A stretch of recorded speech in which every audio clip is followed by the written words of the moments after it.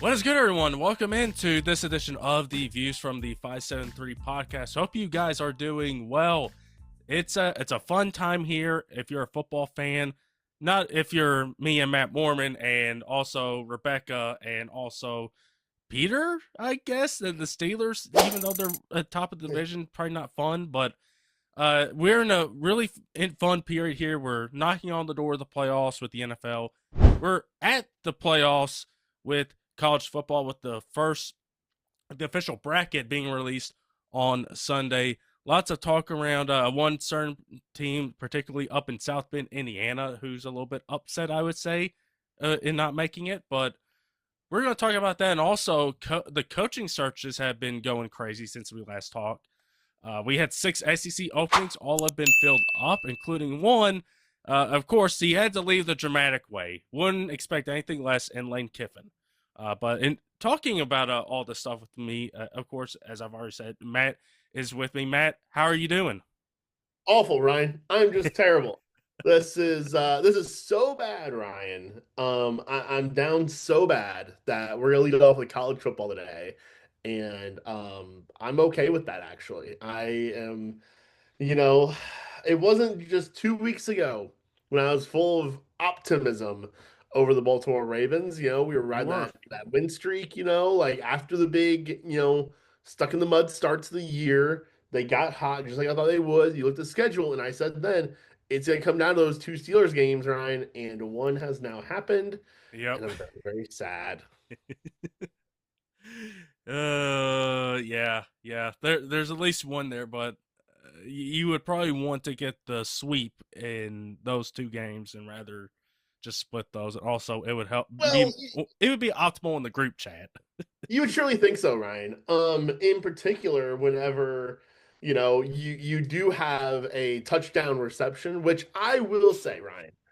Okay. You know what? We're gonna start out here now, Ryan. Omaha. We're calling it audible. I actually thought that it was not a touchdown catch in the end zone. Um, but I do think that there is a lot of confusion, as there has been dating back to 2013 when Calvin Johnson put the ball on the ground after securing a touchdown. What is a catch? No one knows. And if you think you know, you're lying because no Yeah, one truly does know. stupid. Supposedly, it's 2 feet inbounds and a third step or football move, but that doesn't matter if you are going out of bounds. You just need 2 feet then, right? You need to control the ball all the way to the ground, Mm-hmm. unless you're Aaron Rodgers, in which case that would have gone from being because I think that I think when they came back, they never said what style of turnover that play was. I think originally it was a catch and fumble. But here's the thing: if the Ravens touchdown catch is not a catch, then the Aaron Rodgers catch is not ever caught. It's not a catch and fumble. It's an uncaught ball that then becomes an interception. So it's very frustrating, Ryan. A very, very frustrating loss. And quite frankly, also, by the way, the team just needs to play better. Right? Like get your freaking heads out of your stupid butts and just play better. Lamar, this is also on Lamar.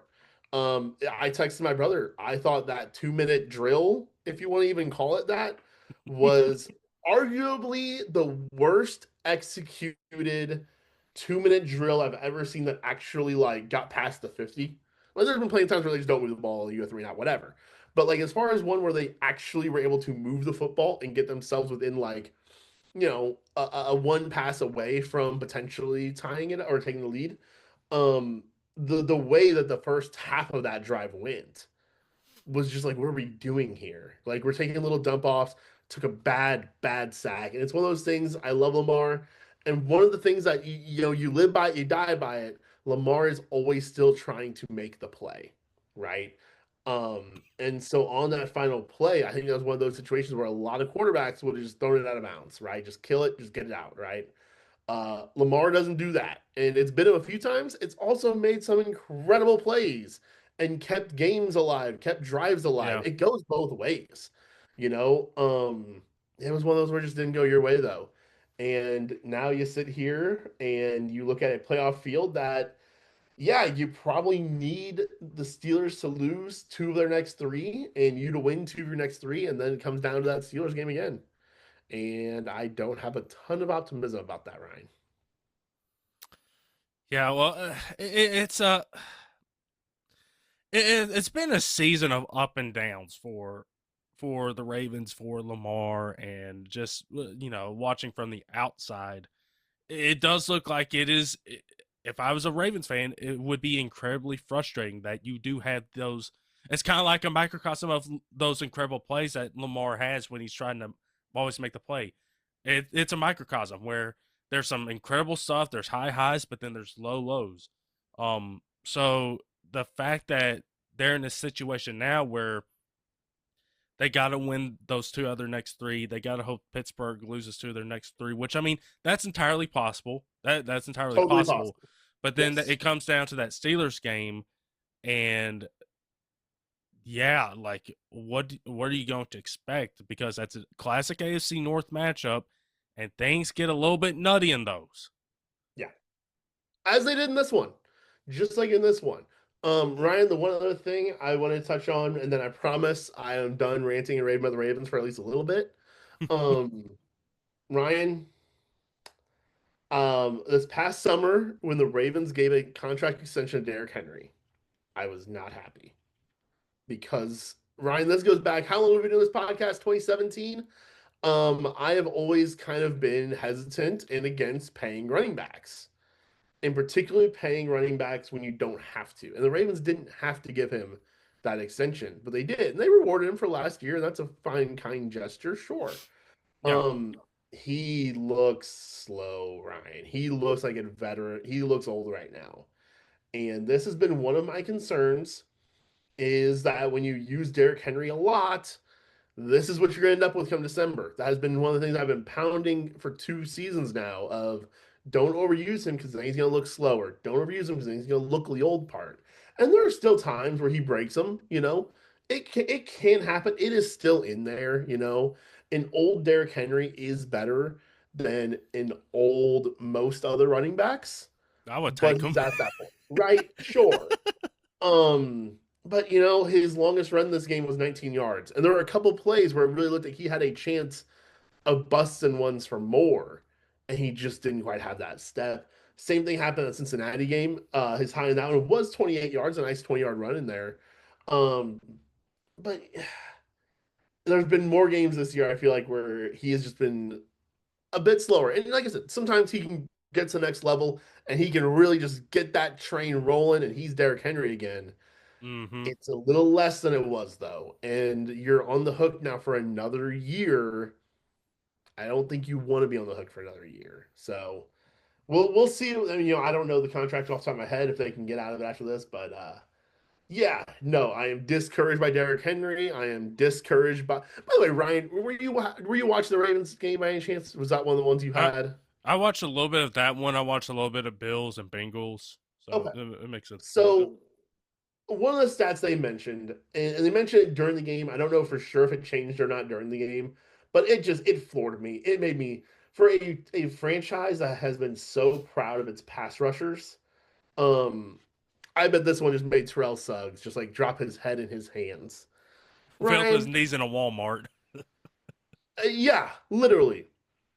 The Ravens team leader in sacks this season, Ryan.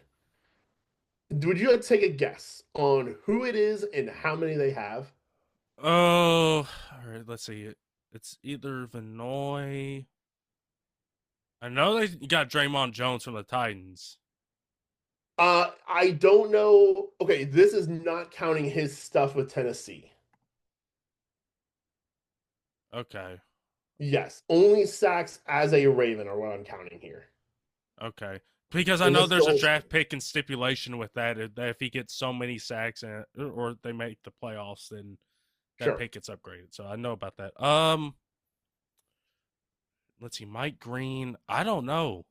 There you go. It is Mike Green, Okay, the second guess for round draft pick less. from this year. So okay, that's like encouraging here, right? Hey, your second round pick this year, Ryan, he leads the team in sacks, right? That's encouraging, isn't it?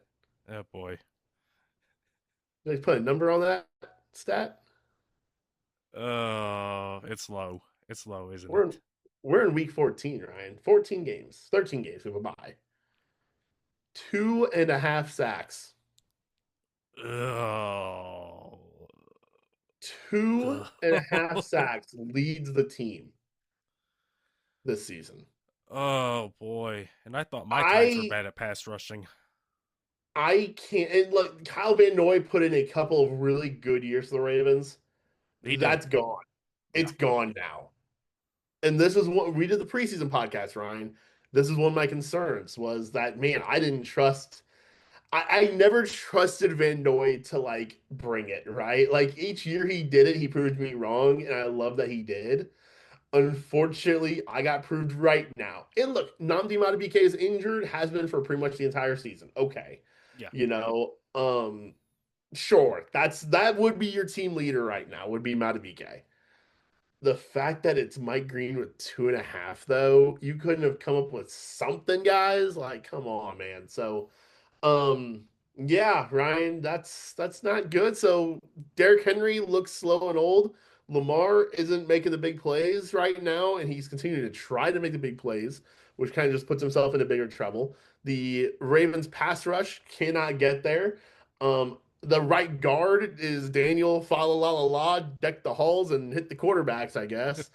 Um, yeah, I don't know. Ryan, should the Ravens sign me to be a pass rusher or a pass protector? I don't even know. Am I going to be a two-way player? Am I the next Shohei Ohtani? I don't know at this point, Ryan. I am breaking down.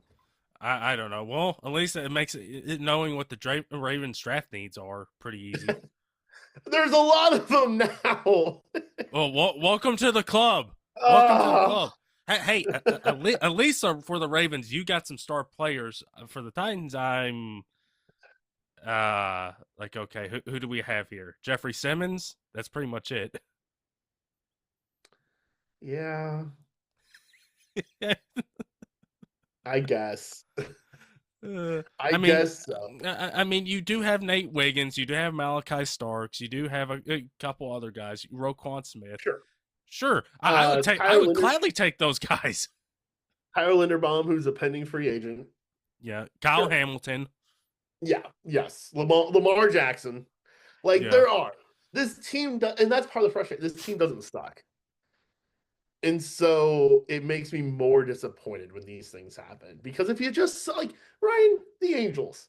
When's the last time I was actually disappointed by the Angels? oh boy. 2014 Yeah. ish, 15. I guess 2015 because they made the playoffs in 14, right? I think it was 14 they Mm-hmm. made the playoffs. We got swept. So 2015 or 16 is probably the last time I had like real disappointment in the Angels, which is a shame because Shohei joined the team in 2017. So I don't know what that tells you about them. Yeah. Yeah. Yeah, Ryan. Okay, let's talk college football. And I'll get sad again later. Let's talk about college, Ryan. Yeah, the playoffs, they're happening. They're a thing. Playoffs, we have playoffs.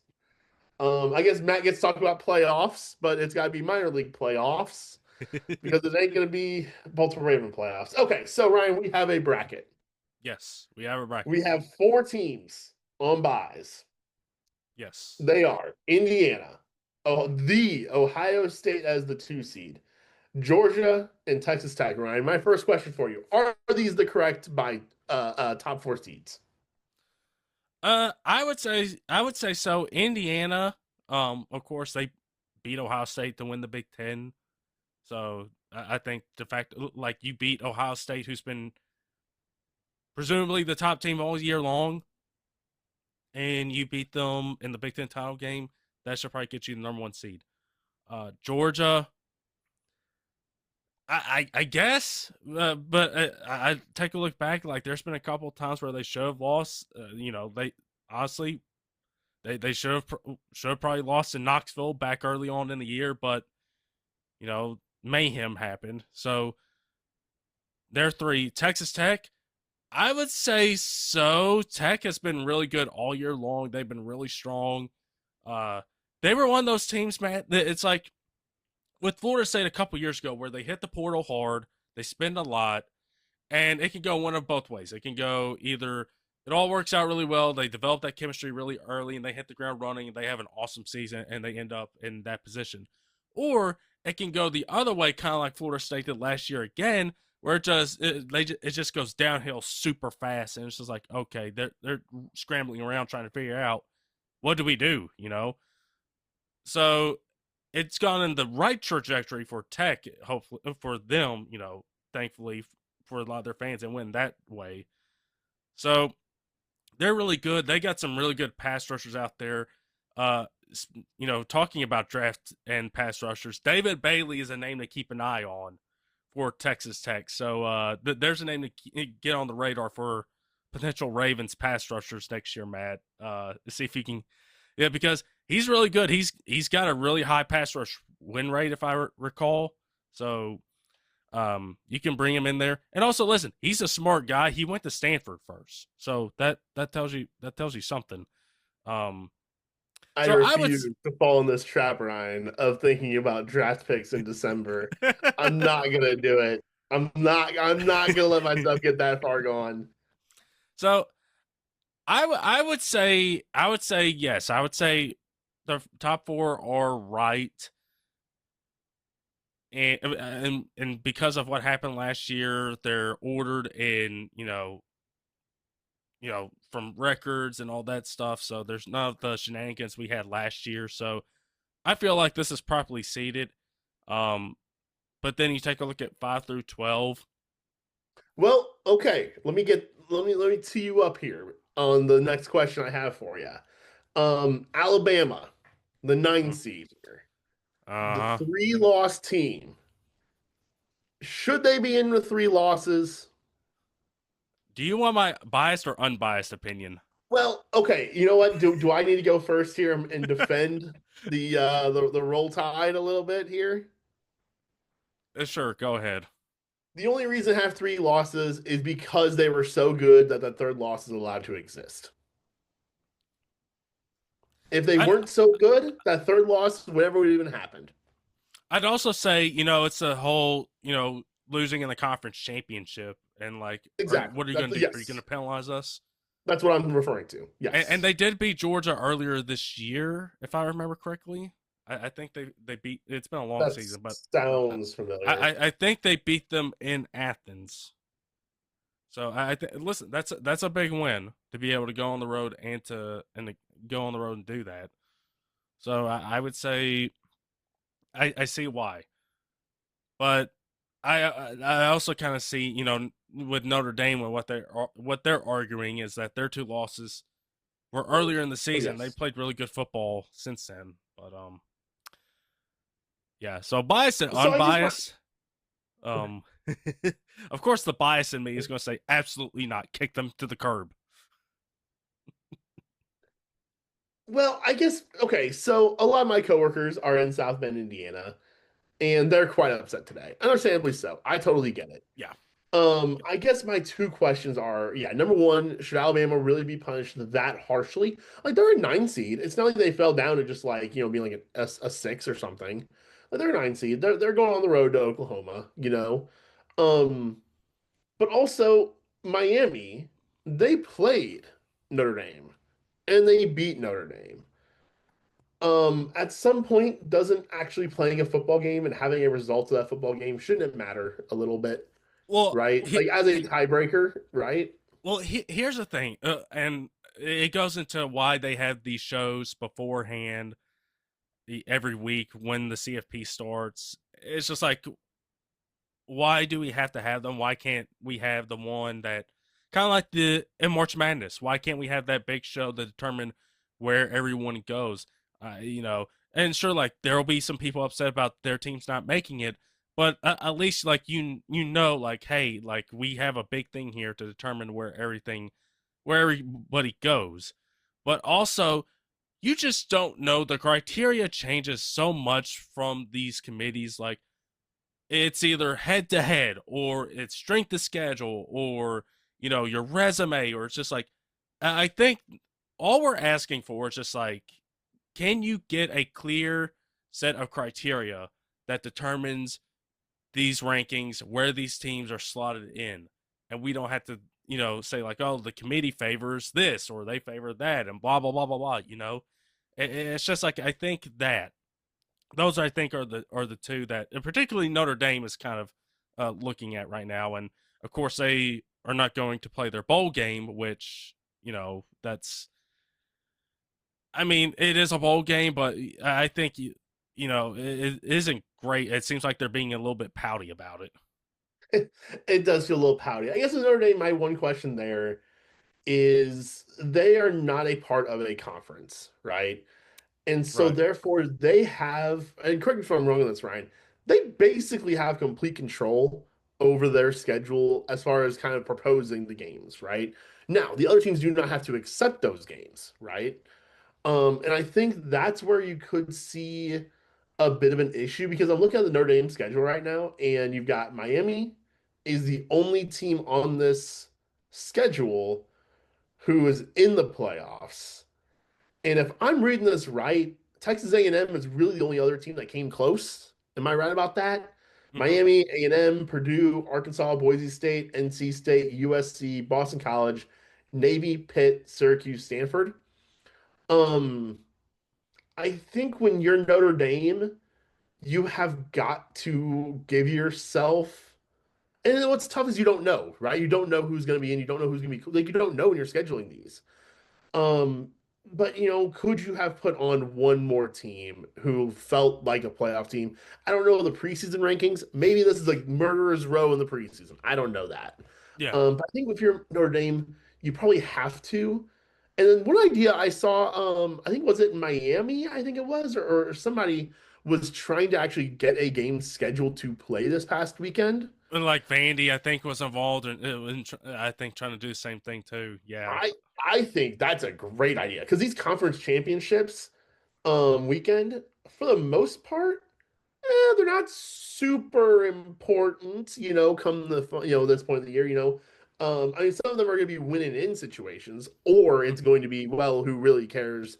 Ohio State, Indiana, you're both in.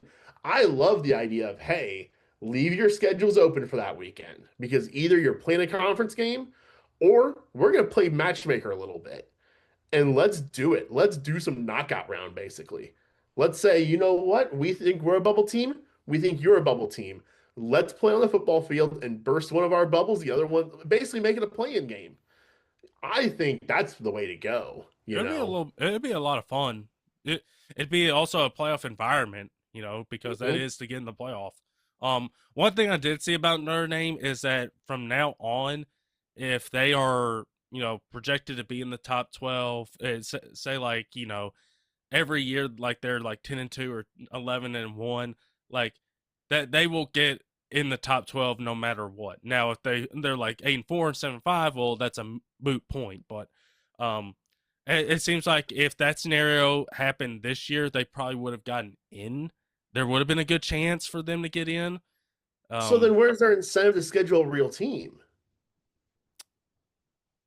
it's a good point. If all they have to do is go play a bunch of Illinois states and SEMOs, and obviously not quite to that degree, but if all their incentive is to go play, go beat up on Belichick 4 times, right? Like if that's all they have to do, then why on earth would they ever schedule a good game ever again? That Well, was my same thing a couple years ago. I've also heard the argument, with like Texas and Ohio State playing earlier this year and saying like, well, eventually that doesn't matter. And it's like, are you going to are you going to after all this time, say like, hey, don't schedule these big time conference games when I think that's when a lot of these people would want to see is schedule those big time conference games where that way you don't have your strength of schedule, called Mhm. into question, and also just like your non-conference games called into question. So if you're saying like, hey, those games don't matter as well, they're like, well, what do you want? What are we doing here? Right, Do we have to schedule, just like cupcakes all year long, or right.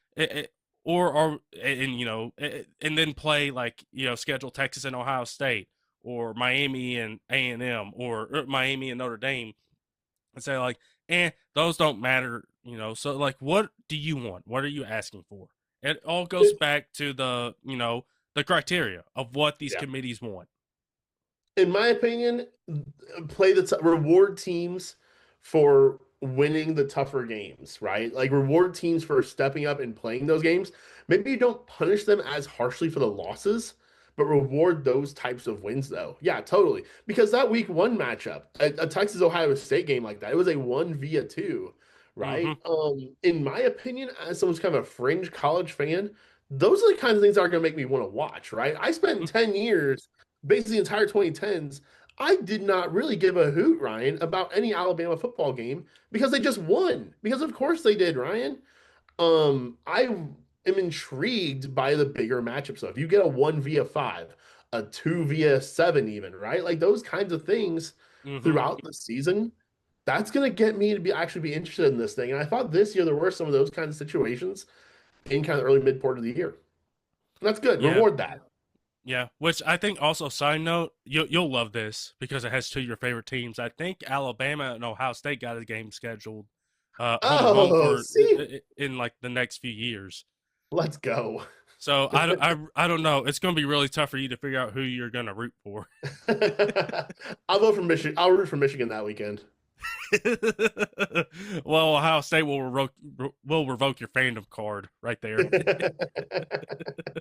Yeah, so we have Alabama there at number 9. Some of the let's go through some of the other teams. So we do have in the 5-12 matchup, we have Oregon, James Madison.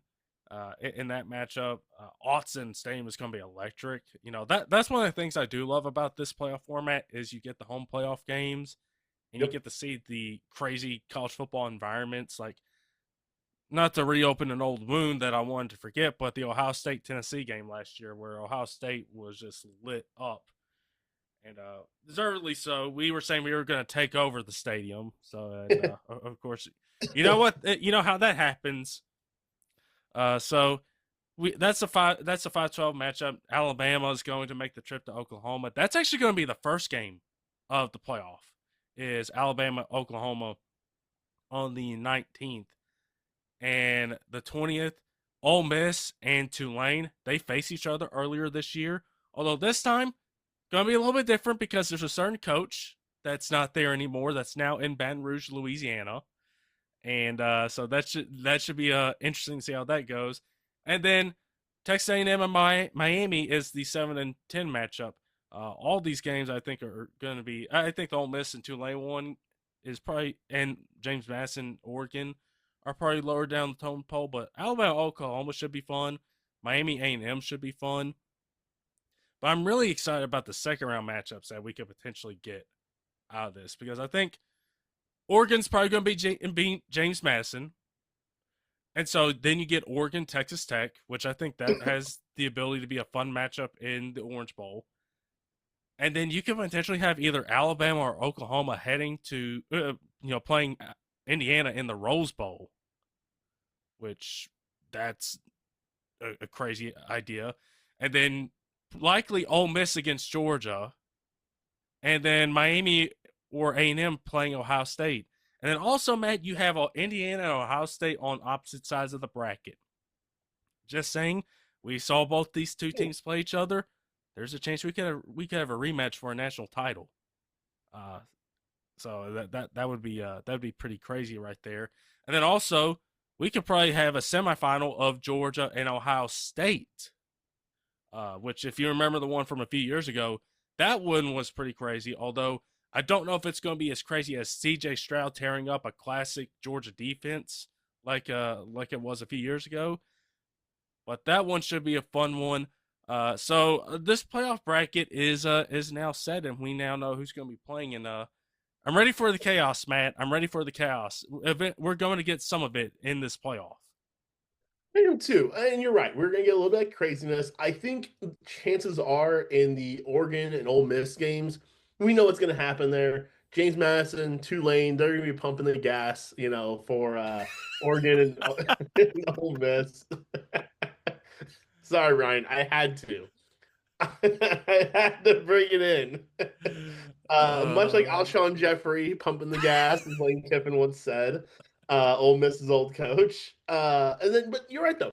Miami and Texas A&M, one of those top four seeds is going to get knocked off, right? Coming out of the bye, right? Am I right? Last year, all four of the buys lost. Am I remembering that correctly? Um, that sounds vaguely right. I'd have to go and pull it up and see if that happened, but Well, you know, that I've that got it right here. Actually. Let me flip over. Yeah, let's see. all four of the buys lost. It was the Okay. 5, 6, 7, and 8 teams were the final four. And so it'll be interesting to see, is a rest slash rust type of situation because Ryan, it is currently December 8th, and all of those teams played this past weekend. They don't play again until January 1st. Or well, Ohio State plays on the 31st. The other three are on the 1st. That's a long layoff, and I think it's one of those things you love having like a bye, you love having a bye week. You get beyond that and it starts to get dicey. We see this with the NFL every season. That question of like, okay, you've got the bye locked up. What do you do in week 18? Do you play your guys a little bit, keep them in the swing of things? Do you rest them entirely? And now they've been sitting for 2 weeks. And it's like, oh gosh, you sat for 2 weeks. That's a little bit rusty in the first quarter coming out of it. These Yeah. guys are these guys are going to be sitting for a month. And so how do you keep that preparation? That's going to be really, I think, one of the big storylines to watch, and that's why I think we could see some chaos. Georgia is the only team who had a bye last year who has a bye this year. So did they learn a little bit from that situation of preparation, kind of how to keep yourself ready to go when you We'll have a see. month to sit. And it's not even like you had this entire time to scout out your opponents. You're scouting two teams right now. You'll have a couple weeks where you know who you're facing, but you don't even necessarily have that part of things in your corner. So I don't know. That'll be interesting to see. And yeah, we could totally be seeing some chaos. And chaos is good. Yeah, it is, and that's what the college football is built on. It is chaos. So, Better than pumping the gas. and speaking of pumping the gas, uh, let's talk about some of the coaching changes that have happened since we last talked. And if you don't know what that's a reference to, trust me, go on Lane Kiffin's Wikipedia and enjoy yourself for a few minutes. Uh, Just command F and go find Alshon Jeffrey. You know the one, the highly successful former Chicago Bears wide receiver, won a Super Bowl and was like a key member of the Super Bowl at the Philadelphia Eagles. Yeah, that guy. Yeah, and see what Lane Kiffin had to say about him.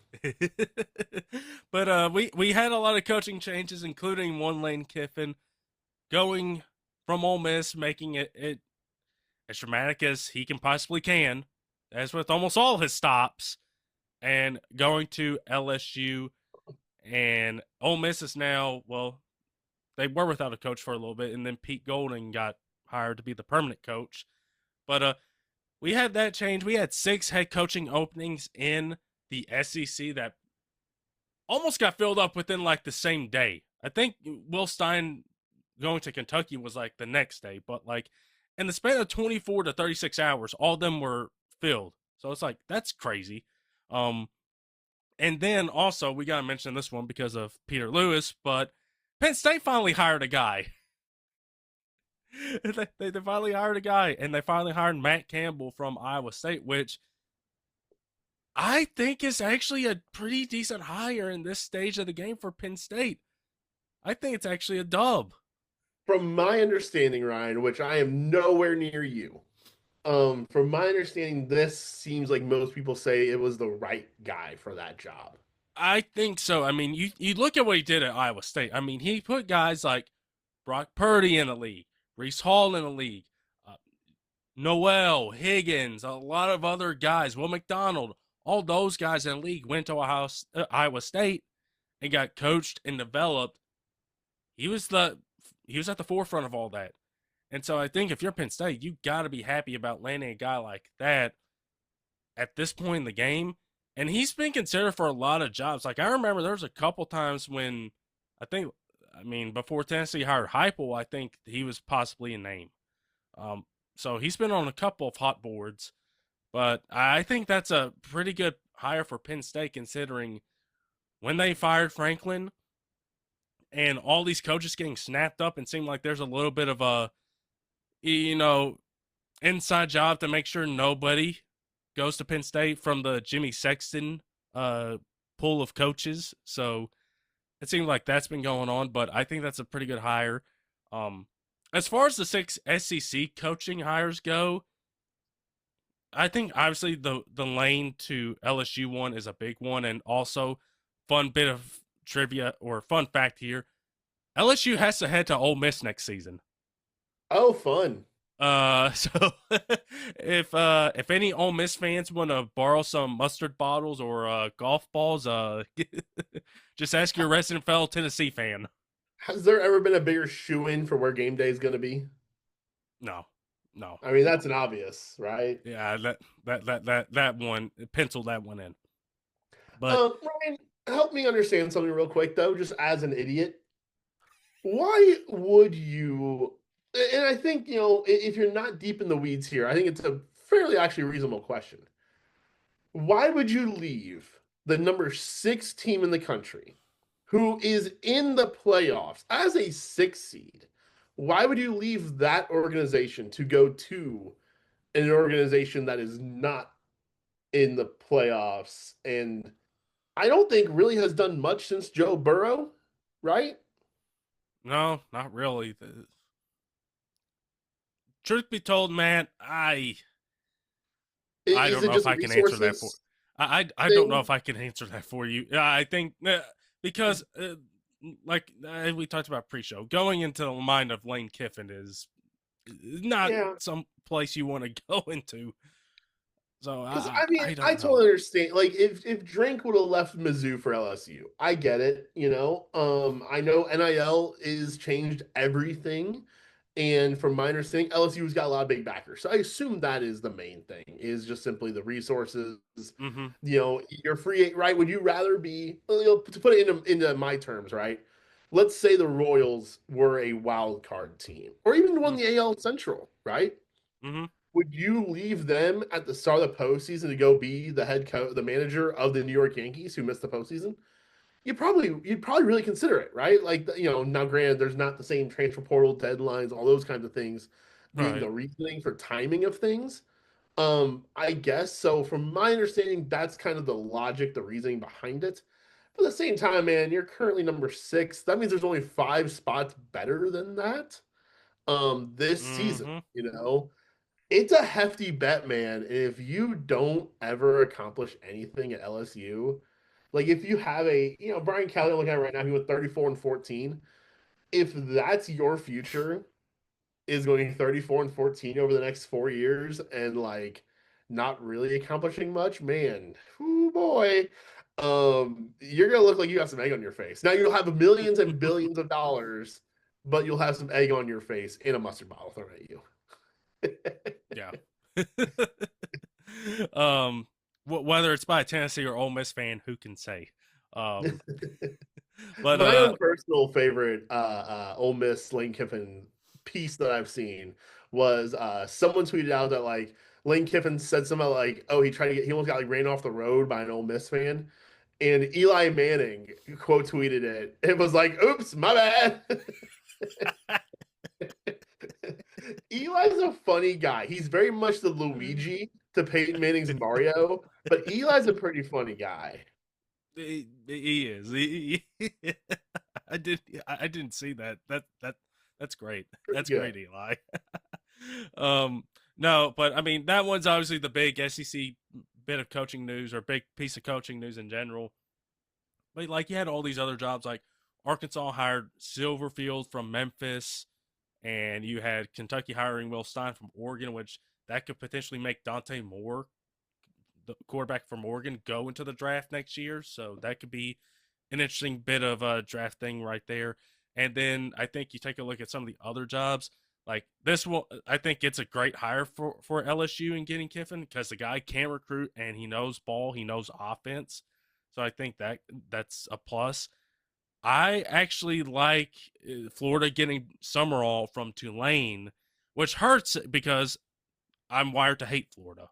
I mean, I'm hired to hate Florida. Which, fun fact, Matt, Tennessee's not going to play Florida for another couple years because of the scheduling the SEC Yeah. scheduling. So it's going to be weird not playing them.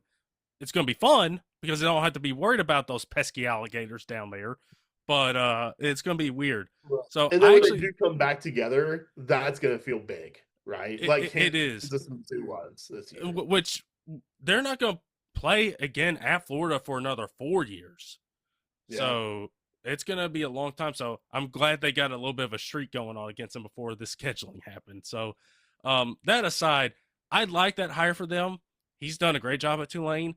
And then actually, I do like Alex Golish from USF to Auburn, the former UT offensive coordinator. I, like he did a great job at USF in his first coaching job. I think he has a chance.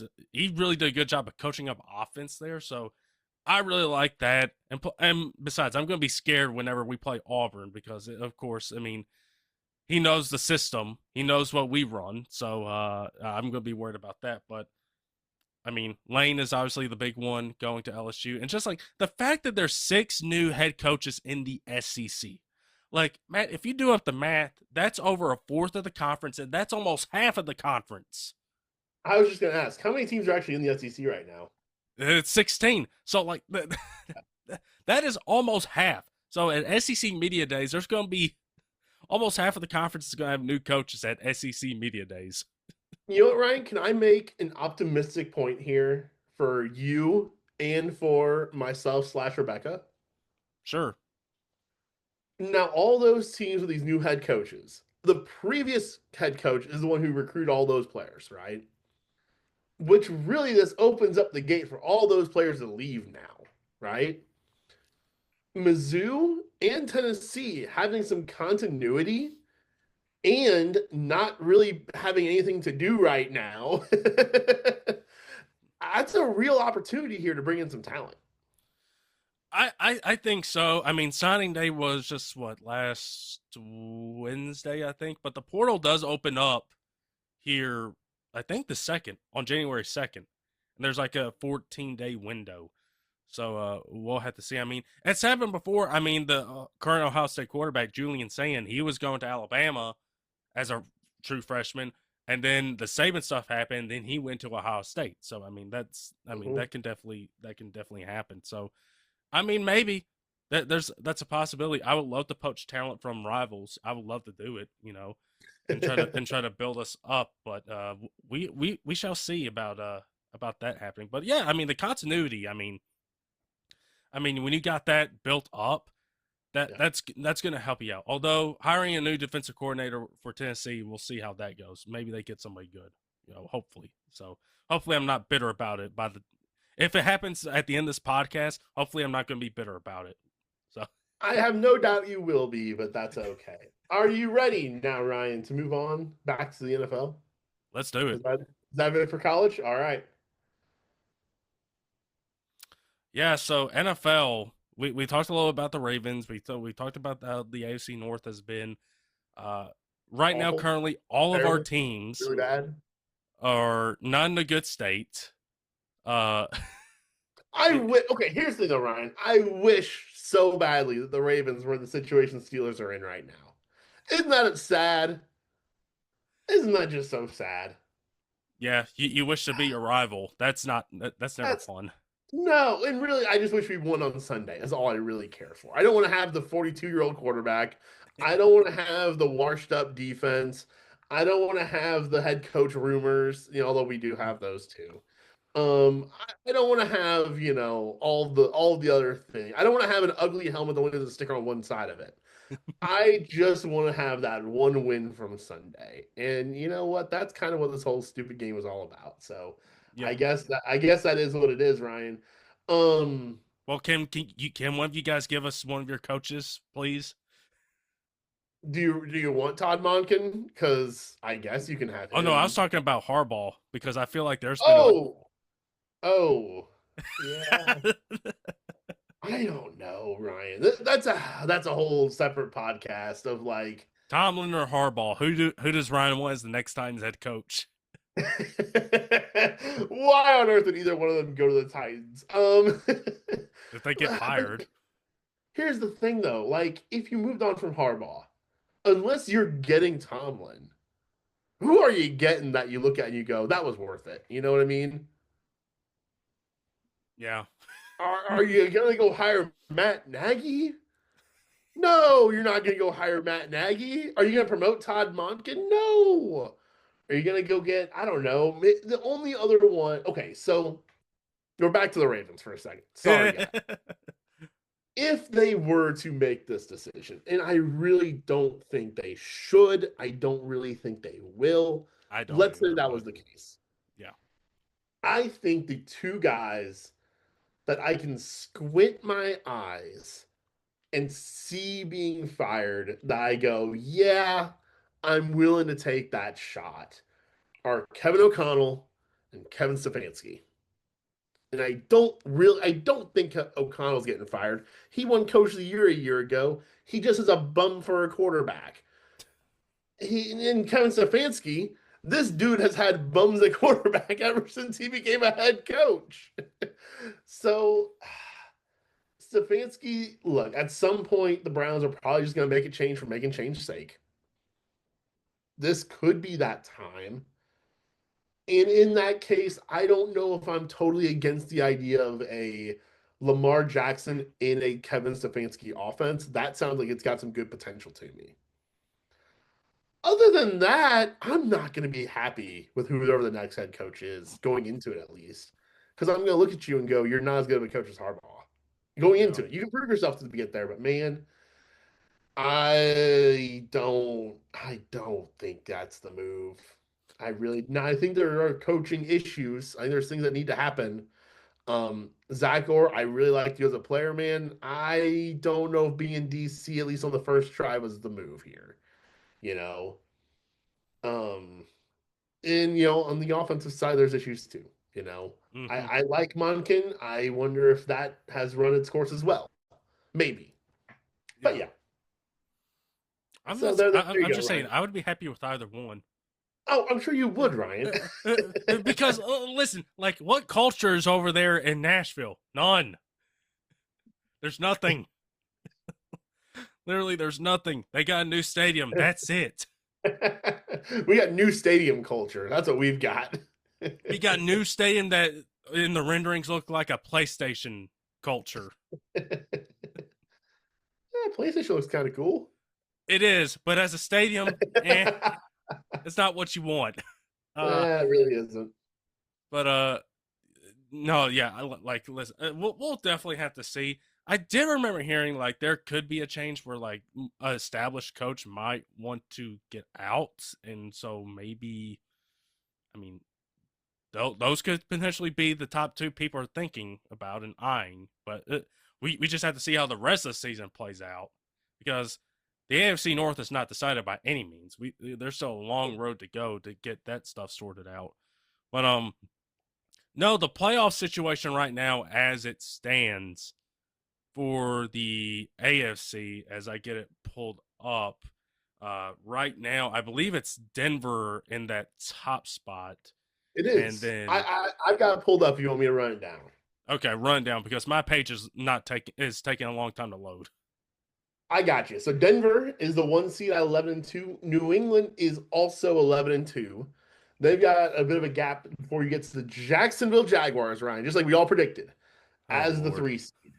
The Pittsburgh Steelers as the 4 seed, and then the 5 you got Bills, 6 Chargers, 7th right now is Houston, based on head-to-head win percentage tiebreaker over the Indianapolis Colts, who just lost Daniel Jones.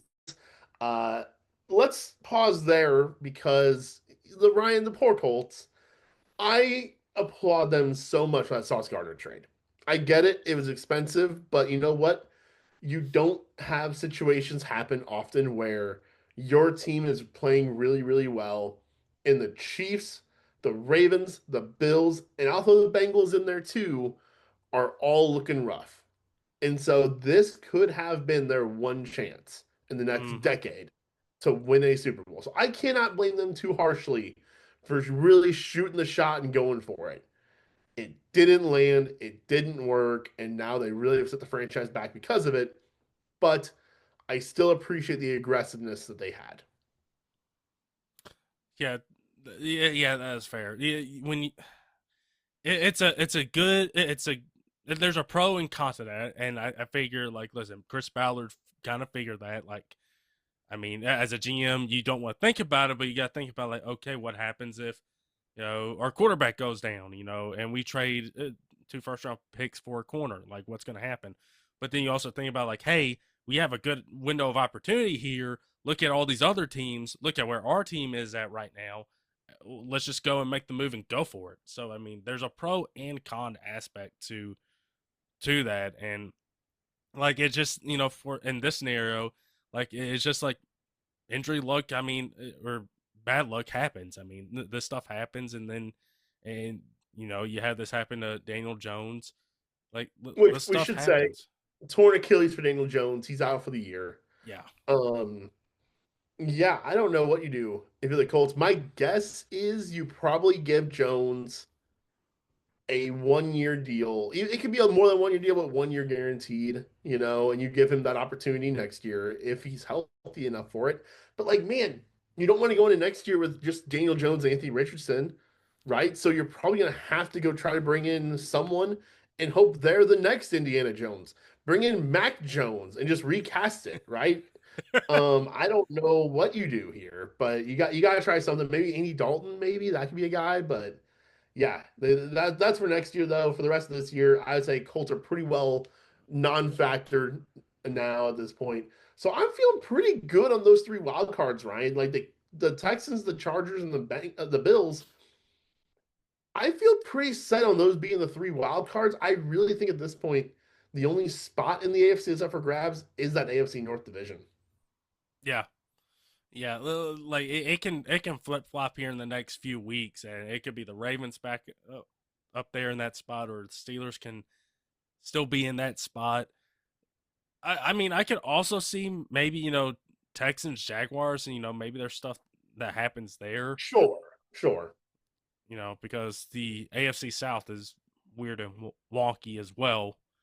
Besides one team, but uh, yeah, no, like it feels like those are set right there, and like just taking a look at the matchups right there, and seeing that Denver would have that bye. Their offense is struggling, but the defense is pretty good. The Patriots, Vrabel has been in these playoff situations before. I think you kind of lean on that. So, I mean, you take a look at right now, Texans would go to New England, the Chargers would go to Jacksonville, and then you get a rematch of Steelers Bills from a couple weeks ago. So it's just like, okay, well, if you're the Bills and you feel good about your chances, well, you're going to have to go on the road pretty much all the playoffs. And being on the road hasn't favored the Bills too kindly in the playoffs. So There's a difference though. there's a difference because you don't have the Ravens, you don't have the Chiefs, you don't have the Bengals. So there's Well, a and the little window Ravens there. haven't even really been a problem for the Bills in the playoffs. It's really just been the Chiefs. Yeah, but I would say it does help to not have those other teams in the way where you don't have to worry Yes. about going to Cincinnati or going to Baltimore and having to face Burrow or Lamar. Because that's where my one piece of optimism still does lie is like, man, if you can somehow find a way to win that division and it's Buffalo in Baltimore, I give you a chance. If you had to go to Buffalo, I think it's toast, right? But Yeah. being in Baltimore, if they were to find a way to pull this thing off, still does give me that level of hope and that level of potential. It's why, Ryan, a few weeks ago when we talked about these teams, I had a lot of optimism still for the Ravens, and I had a lot of optimism for the Chiefs because these top teams going into New England doesn't scare me. Going into Denver doesn't scare me. Going into Jacksonville makes me chuckle. So if I'm the Buffalo Bills, I'm not that scared of these road games for the playoffs. The Bills slot into where I had the Chiefs a few weeks ago. When I was still a believer in with the Chiefs being able to find a way to get in, that's done. That's dusted. See you later. Hopefully never. But the Buffalo Bills are now kind of in that role though, where now I look at the Bills and say, okay, and they're in, man. They're the 5 seed. They're 9-4. They're good, right? This is the Bills' chance, and this Mm-hmm. could be your only chance. If you look at those AFC teams, over the course of the Brady slash Manning era, and I do think the Bills could be the Manning of that era, of this era rather.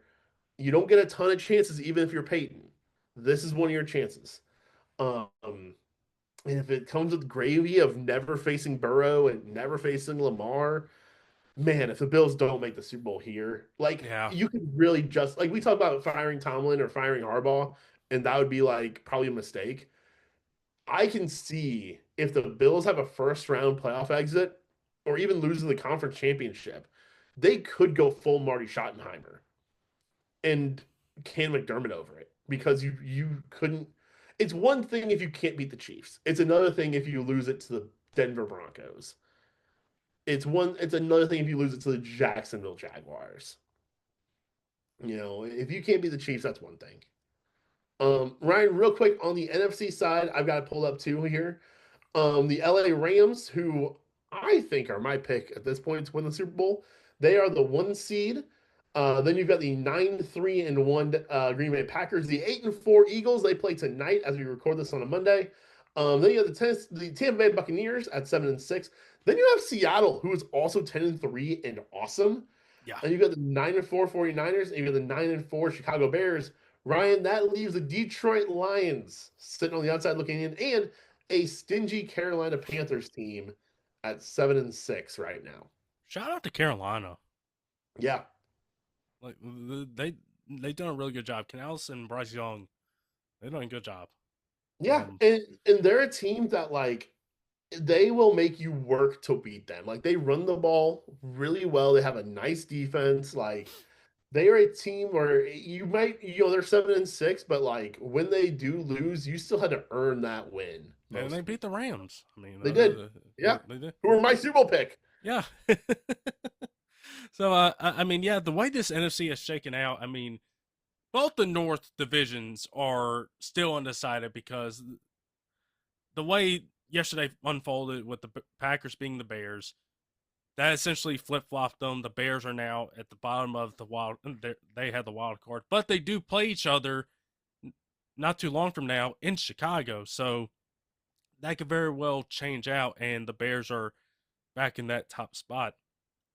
But I mean, the way that Ben Johnson's got that team running, he's done a really good job this year with that Bears team. And the 49ers, I mean, they've done a pretty good job with what they've done with all the injuries that they've had, with having Mac be the quarterback at times and not having Purdy for the full duration of the season. Shanahan has done, once again, an amazing job with this team. But, I mean, you take a look at it right now. Packers and Bears would be the matchup. I assume like this stuff is going to change there. Eagles in that third spot is probably going to stick. They would play the Niners, and then Bucks Seahawks, and Seahawks are probably are likely a lock if anything else happens. They're a lock probably for that fifth seed unless things flip flop, and then the Rams are in that spot. I was just gonna say Seattle could end up being that one seed yet here. I don't have their schedules pulled up at the moment. Let Because I me get think they play each other they here do pretty soon. in 2 weeks. So the Seahawks go Colts without Daniel Jones now. Colts, Rams, Panthers, and 49ers. The Rams go Lions, Seahawks, Falcons, Cardinals. So the Rams have 2 wins in the pocket. That Lions game we'll see. The Seahawks game we'll see. I would say the Seahawks have 1 win in the pocket. The other 3 games are kind of tough for Seattle, especially because Carolina's on the road. So you're West Coast going East Coast. That's always tricky. And you're also at at Levi's for the 49ers game. So it's not an easy road for the Seahawks, but I think they're a really nice team. Um, I like them a lot. I tell you what, though, that Rams team, they are a complete unit. Stafford is probably the MVP for this Yeah, season. I'd say so. Either him or Drake Um, May. yeah, yeah. So I tell you what, I really like where they're at right now. I do give a bit of a chance here that Detroit can take over that Chicago spot, though. Chicago, they've got the Browns, so you got to win this week, but then they've got Packers, 49ers, Lions. The Lions have the Lions have the Rams, Steelers, Vikings, and Bears. So I think the Tough. Lions can still find a way to sneak in here. And the Bears having a really nice year, I could see them missing. I know they were frauds when they were like the 1 seed. Yeah. Um, I never bought into that, but I can buy into them as a wild card. But man, Detroit might take it. Yeah. Well, that is the NFC. That's where we kind of stand here with the few weeks out, and I'm pretty sure we're going to be talking about once everything kind of once the dust settles, we're going to be talking about where these things line up. So, Matt, fun as always. Yes, Kind of recapping everything that's going on, talking college football, and talking where the playoff picture stands in the NFL. So we'll see how this month unfolds, and should be a fun month just to kind of see like what takes shape in the college football playoff and what takes shape with the NFL playoff picture. I'm very much looking forward to actually watching the minor league football again. You heard it here first, everybody. I'm in. I'm in. Oh man! So thank you everybody so much for tuning in. As always, be sure to go check us out where you guys get your podcast. Check us out on YouTube, and until next time, everybody, stay safe, and we'll talk to you guys soon.